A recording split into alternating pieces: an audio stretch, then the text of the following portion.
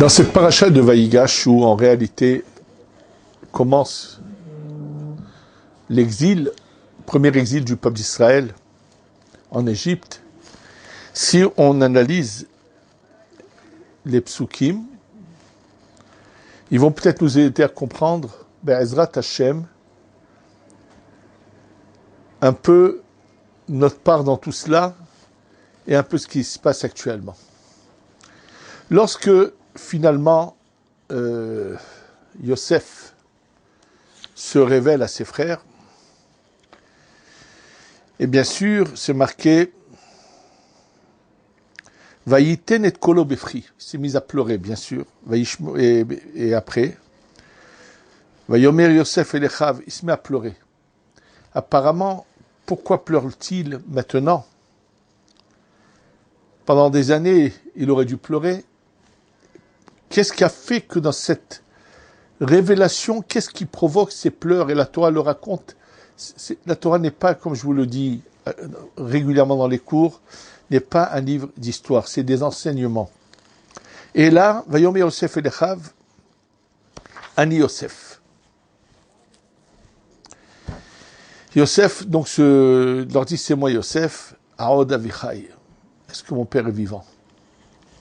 Qu'est-ce que c'est cette question? Tout le monde se la pose. On a expliqué, c'est vrai que c'est une allusion pour leur faire des remontrances, mais il y a aussi une autre manière aussi encore de voir les choses.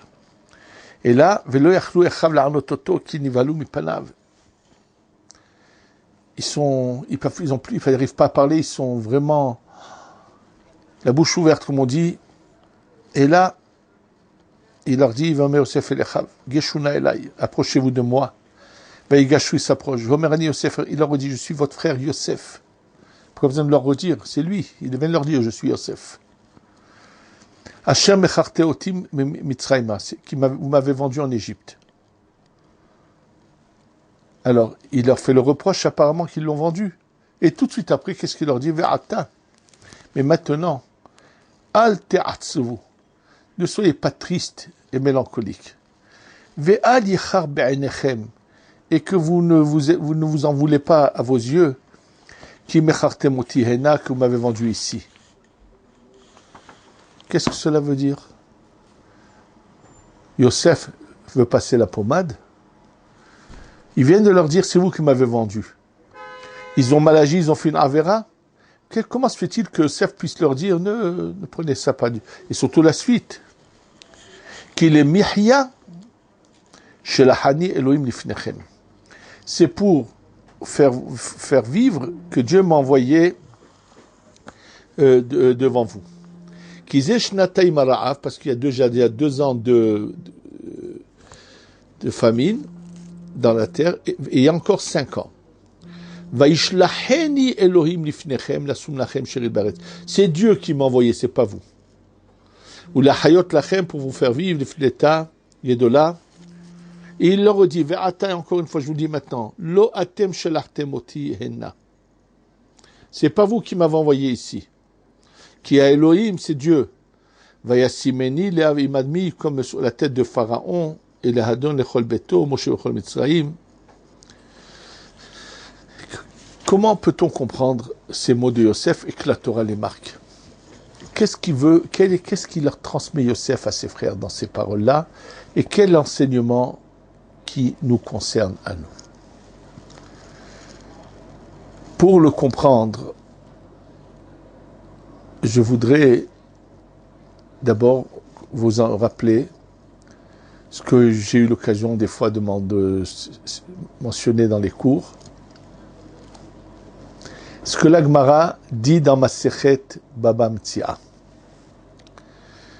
La Gemara dans Masechet Baba Metzia raconte une histoire qui se passe dans un Beth Midrash entre plusieurs rabbanim et Rabbi Eliezer. Ils ont une discussion sur un problème de halakha. Un four fait de ronds avec entre lui de plusieurs ronds placés les uns sur les autres, avec de la chaux autour pour les fermer entre eux. Bref, est-ce que un rat est tombé dans ce four, est-ce que ce four est impur ou pur, c'est pas le problème. C'est un problème de halakha qui se discute. Et, naturellement, Rabbi Eliezer est persuadé que, comme il comprend les choses, que ce four n'est pas impur et que ce qui a été cuit dans ce four est donc pur, il n'y a pas de problème. Et l'ensemble des autres rabbanim contredisent son opinion, ne sont pas d'accord avec lui. On dit non, on n'est pas d'accord. Et là, il se passe quelque chose de très surprenant, de très étonnant, de très particulier, c'est que la majorité ne sont pas d'accord avec lui, donc l'halakha est comme la majorité. Et là, voilà que Rabbi Eliezer veut tenir tête. Et pour prouver que c'est lui qui a raison, il va faire des choses spectaculaires. Si j'ai raison que cet arbre qui est à côté du Beth Midrash aille 60 mètres plus loin, et hop, l'arbre il sort de la terre, et il se replante 60 mètres plus tard. Si j'ai raison, disons, il ne rapporte pas une preuve de l'arbre. Si j'ai raison, il y a un petit cours d'eau, que l'eau remonte, aille dans le sens inverse. Il ne rapporte pas une preuve du cours d'eau. Que si j'ai raison, que les murs de ce Beth Midrash tombent. Et les murs commencent à se pencher, et tout d'un coup, il y a Rabbi Yoshua qui leur dit « Hey, vous les murs, de quoi vous vous mêlez ?» Et les murs restent penchés comme ça. Ils vont dire « Ne mettre pas de preuve des murs du Beth Midrash. » Si j'ai raison qu'une voix du ciel sorte, il y a une voix du ciel qui sort, qu'est-ce que vous voulez de Rabbi Eliezer? La est comme lui partout. Ils ont dit « Non, on ne fait pas cas de ce qui est des voix du ciel. » La Torah a été donnée, et donc, il est mentionné dans la Torah que Acharei Rabim Le'atot, qu'on va selon la majorité. Nous sommes la majorité, on ne pense pas comme toi, c'est comme ça la halakha. Bon, en fin de compte, les Chachamim se réunissent. Parmi eux, le Nassi, Rabban Gamliel, qui est le beau-frère de Rabbi Eliezer, la sœur de Rabban Gamliel, est mariée avec Rabbi Eliezer.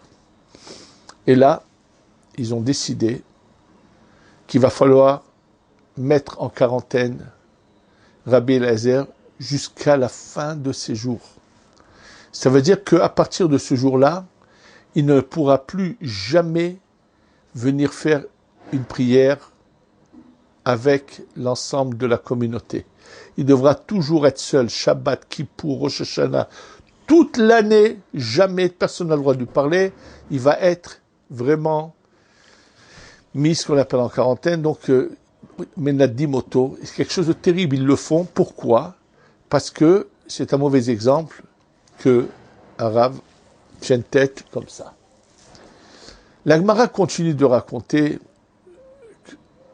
que bon, finalement, ce chérem a coûté, cette mise en quarantaine a coûté la vie à Rabban Gamliel, comme c'est mentionné là-bas, mais la Gemara raconte que ce jour-là, dans tous les champs d'Eretz Israël, il se passe une hécatombe, une catastrophe.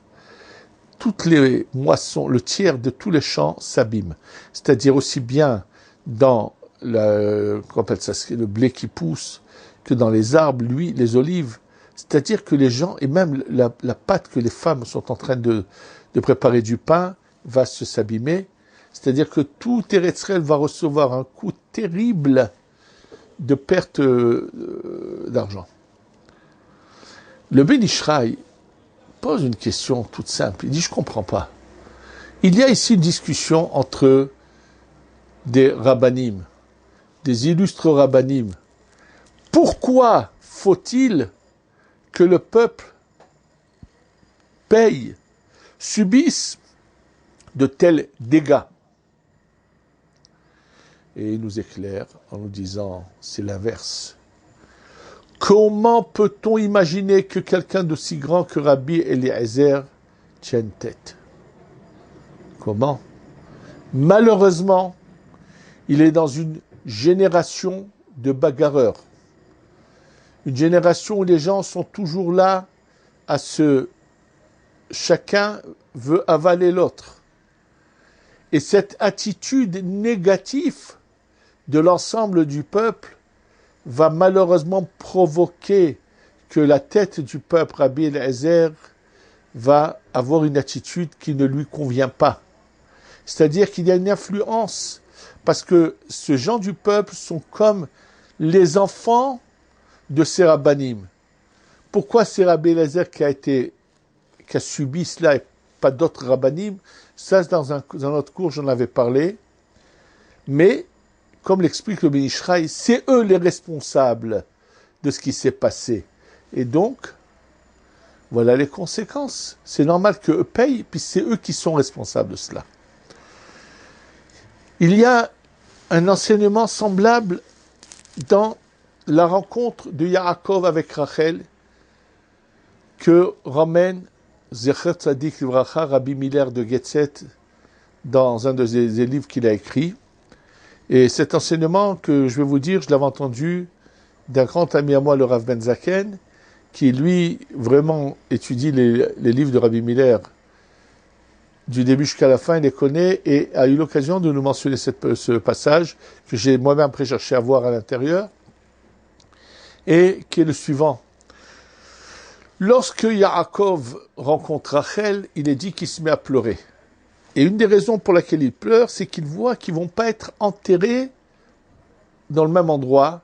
Elle va être enterrée à Bethléem en route et lui va être dans le caveau des patriarches. En quoi ça doit faire pleurer Yaakov? Et là, explique Rabbi Miller que nous savons que l'attachement, la rencontre de la Neshama de Yaakov avec Rachel, c'est ce qui va donner naissance au peuple d'Israël.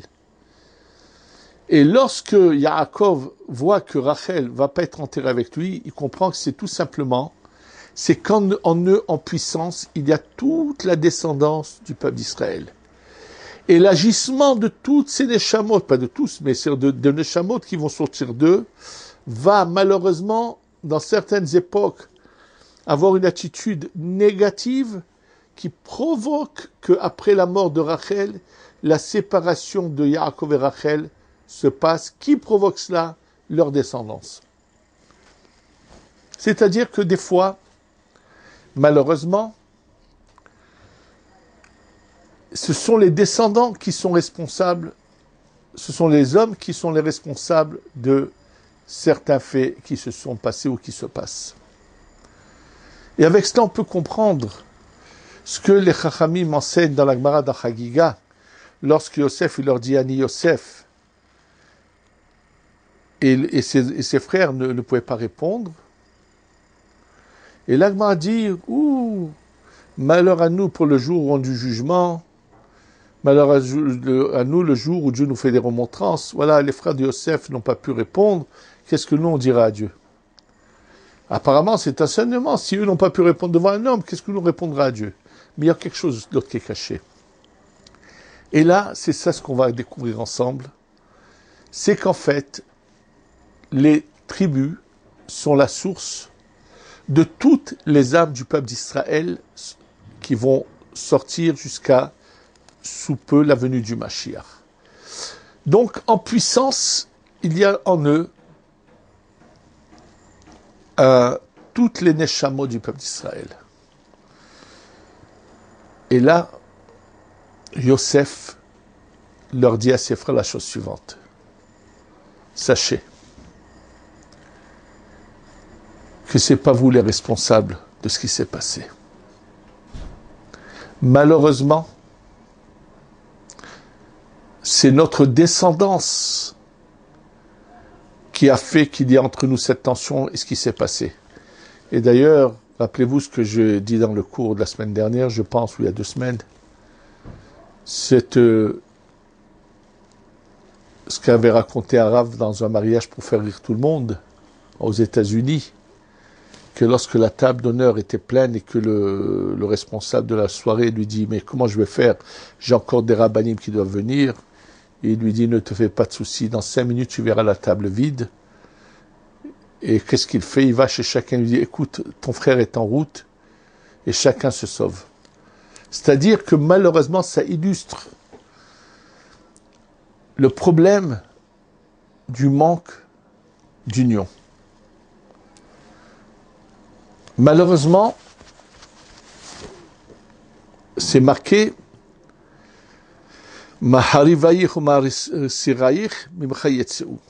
Tes destructeurs, ceux qui te font le plus de mal, vont sortir de toi.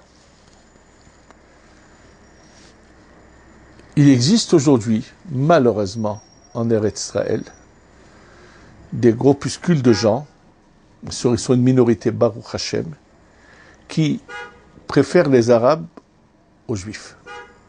Et ce sont des Juifs qui préfèrent les Arabes aux Juifs.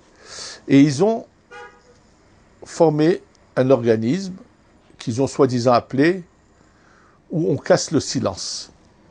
Et eux vont dénoncer à l'étranger le nom des soldats qui ont combattu dans Tsuketan, ce qui a failli, ça a provoqué un problème à un officier à Londres lorsqu'il était en voyage, où il s'est fait arrêter parce que les Arabes avaient déporté plainte. Bref, qui vont aller carrément, malheureusement, chercher à nous faire du mal, qui ont de la haine contre nous. Bien sûr, ce sont c'est l'extrême gauche israélienne, la gauche israélienne qui malheureusement est non seulement la Torah, mais a de la haine envers l'ensemble du peuple, qui malheureusement n'hésite par aucun moyen pour causer du tort et du mal. Ça c'est le cas extrême. Mais malheureusement, je vous rappelle cette histoire amusante qui n'est pas c'est juste un parabole de d'un juif abandonné sur une île tout seul. Et lorsqu'on revient, on voit qu'il a construit 3 synagogues. Alors on lui dit, mais 3 synagogues? Il leur dit, oui, une où je vais la majorité du temps, une où je vais de temps en temps, et une où je ne mets jamais les pieds. Ça veut tout simplement illustrer ce parabole, que malheureusement, le manque d'union, qui devient des fois de la haine entre les différentes personnes, il faut que tous ces gens-là qui cumulent cette haine entre eux, qui n'admettent jamais que, par exemple, une communauté grandit, et donc s'ouvre encore une synagogue, alors quel mal qu'il y a. Il n'y a pas besoin d'avoir d'animosité vis-à-vis d'autres personnes qui ont voulu faire encore un lieu de prière. Il n'y a aucun mal à cela. Dans beaucoup d'autres domaines, je donne ça comme exemple, mais malheureusement dans les familles elles-mêmes, il arrive des fois une animosité, une haine. Et là, on nous fait découvrir que qui sont les responsables de l'agissement des tribus, ce sont nous. Et nous sommes cette dernière génération avant le Mashiach qui doit réparer toutes les générations d'avant. Qui, pour que le Mashiach vienne, il faut s'arrêter de voir que le bout de son nez et d'ignorer complètement les autres. Tout récemment, je me trouve à la table de personnes extrêmement religieuses et qui prétendent faire beaucoup pour le peuple d'Israël et qui étaient tout fiers de raconter qu'à part leur milieu, ils connaissent personne. Il n'y a que eux et les autres n'existent pas. Ça même est quelque chose de négatif en soi. Et là, on nous révèle que malheureusement, que dans toutes les générations, il s'est passé des événements, et ce qui a provoqué la destruction, c'est la sinatrinam, la haine gratuite. Et qu'est-ce qui fera que reviendra là? Il faut qu'il y ait de nouveau l'union. Mais l'union, ça ne veut pas dire que je vais transformer tout le monde et que tout le monde doit me ressembler. L'union, c'est de comprendre que je ne suis pas le seul sur terre, je ne suis pas le meilleur, et qu'il y a différentes manières d'être au service d'Hachem, et que tout le temps que ça reste dans les règles de la Torah, ça doit continuer, et arrêter de savoir qui va être celui qui va diriger le peuple d'Israël quand viendra le Mashiach. C'est pas ça qui nous doit nous intéresser. Il fut un temps où était raconté pendant des siècles quelque chose de très beau dans le monde chassidique. Dans le monde chassidique, c'était quelque chose de très répandu. Les chassidim disaient, puisqu'il y avait à l'époque du Baal Shem Tov et ses élèves, où il y a eu malheureusement cette tension terrible entre ce qu'on appelait les mitnagdim, les opposants à la chassidoute, et les chassidim, ceux qui étaient donc ce qu'on appelait d'origine lituanienne, qui était le monde des yeshivot, ce qu'on appelait les litaïm, les mitnagdim et les chassidim. Et là, dans le monde chassidique, pendant des siècles, on racontait qui sera le Mashiach. Alors les chassidim disaient, ça sera un litaïm mitnaged. Pourquoi? Parce que si c'est un chassidi, les mitnagdim ne l'accepteront pas. Mais si c'est un mitnaged, nous, on saura quand même l'accepter. Et ça a illustré l'enseignement authentique du Baal Shem Tov, qui voulait dire que tout simplement, on est ouvert à tout le monde, on aime tout le monde, et on a d'animosité envers personne, même sans animosité, mais on ne reste pas fermé sur nous-mêmes en pensant qu'il n'y a que nous et personne d'autre. Et c'est malheureusement dans pratiquement tous les milieux où on n'arrive pas à arriver à cette compréhension que, comme je vous le rappelle, ce que la Gemara raconte dans la fin de Masechet Ta'anit, que Akadosh Baruch Hu finalement rassemble tout le monde et va faire comme un cercle et tout le monde est autour de ce cercle et tous montent du doigt Akadosh Baruch Hu. Et là, le rabbi de Koujnitz, Rabbi Israël de Koujnitz, qui est ce grand tzaddik dans le monde de la chassidoute qui était né grâce à une bracha du Baal Shem Tov, qui a des enseignements merveilleux, écrit que dans un cercle, il y en a un qui se trouve de ce côté du cercle et il y en a qui est à l'opposé de l'autre côté. Il dit combien c'est stupide que celui qui se trouve de ce côté du cercle dise à lui qui est là-bas, il n'est pas dans la bonne direction. Il dit c'est faux, lui aussi converge vers le centre. Et cette image veut tout simplement nous montrer que si on se dirige vers Hachem, quelle que soit notre manière de le servir,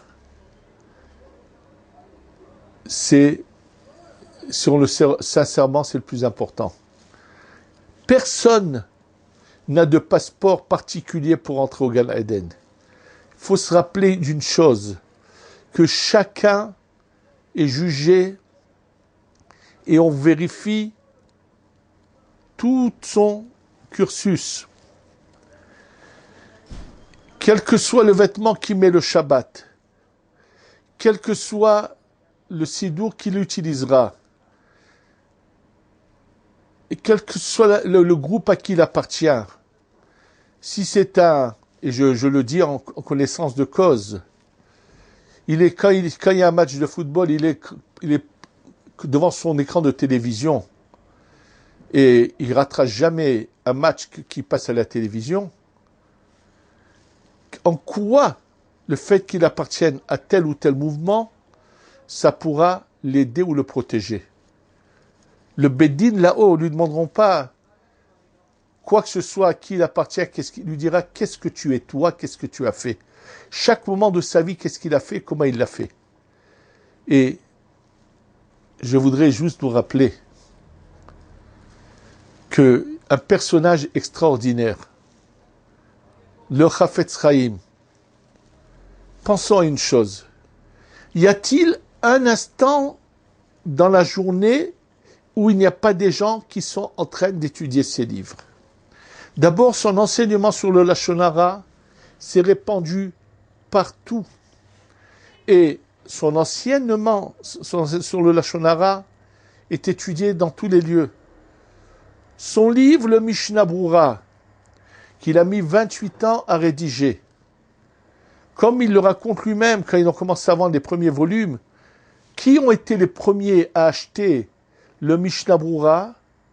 Eh bien, c'était le monde chassidique qui a été le premier à acquérir le Mishnah Brura. C'est eux qui ont été les premiers à l'étudier Il n'y a pas une maison pratiquement où il n'y a pas de Mishnah Brura.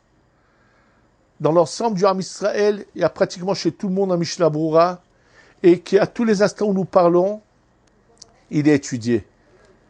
Qui peut se comparer dans toutes les générations au Chafetz Chaim qui a eu un tel mérite que sa bouche n'arrête pas de Torah constamment? Le Rav Yehuda Tzadka Zecher Tzadik Kadosh Vracha, Rosh Shiva de Porat Yosef, disait à une époque où il était impossible de rentrer en Russie, il disait pour un tzaddik, il aurait voulu voyager pour aller sur sa tombe, celle du Chafetz Chaim, qui a su diffuser l'inverse de la haine, l'amour de tous, en écrivant ses livres sur le Lashon Hara. Chacun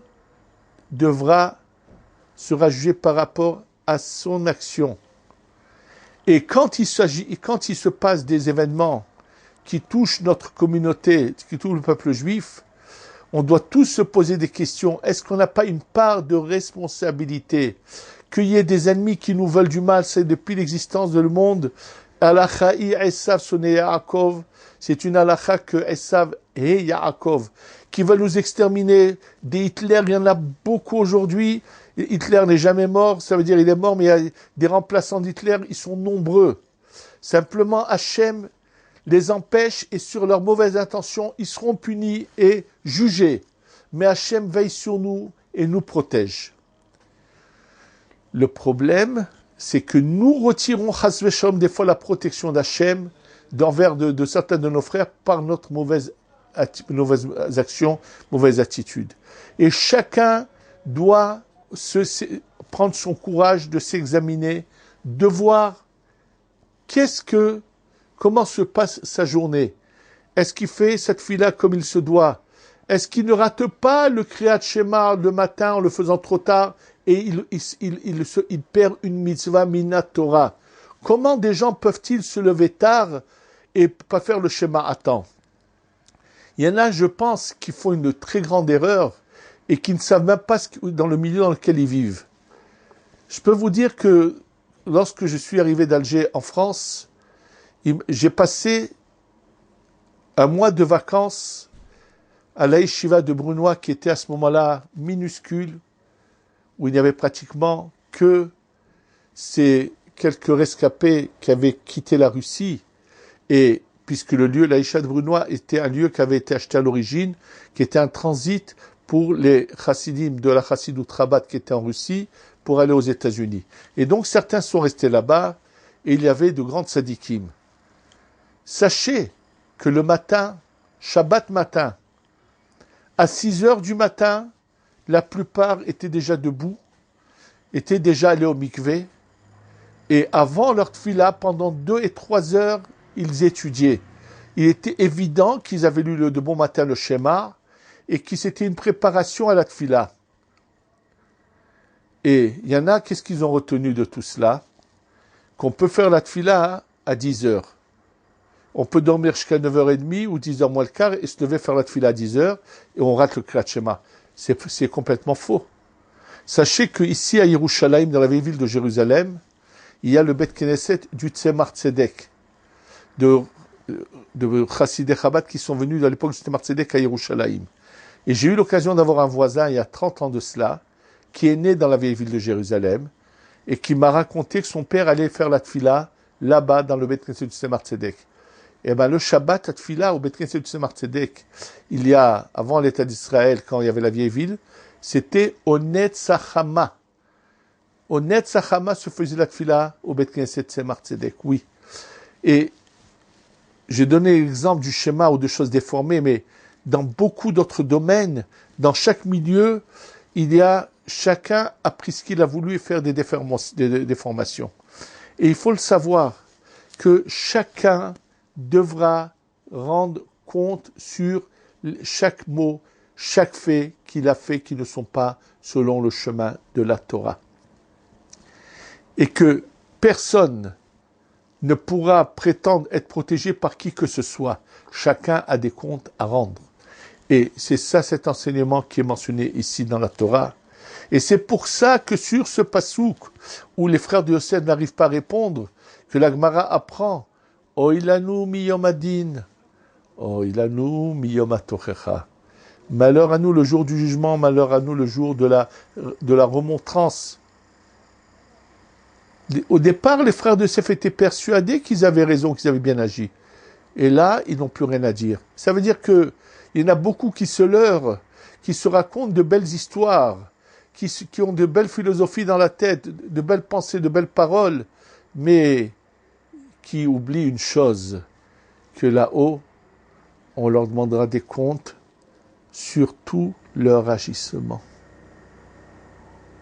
Et que personne, à chacun on mettra un Sefer Torah dans les bras avec un Shulchan Aruch. Comment tu as appliqué ce qui est marqué noir sur blanc? De quelle tolérance tu t'es permis pour faire ça, ça et ça et ça? Et donc, avec ce qui se passe aujourd'hui, c'est des appels avant que ce soit trop tard, parce qu'une fois que le Mashiach vient, les réparations est trop tard. Et Hachem veut qu'on répare avant que le Mashiach vienne, qu'on se réveille tous, qu'on comprenne qu'on est responsable de ce qui se passe et qu'on prenne conscience et qu'on peut, par notre changement d'attitude, changer le cours des événements, qu'Hachem nous protège, que tous ceux qui nous veulent du mal n'arrivent plus à le faire et que tout l'âme Israël vienne dans la joie en Eretz Israël sans se sentir forcé par les événements, mais comprennent que on doit revenir à la maison de papa, puisque le Beth Amikdash va descendre incessamment, et qu'on aura la Géoula Shlema, Shetavo, Bimera, Beyamenu, Amen.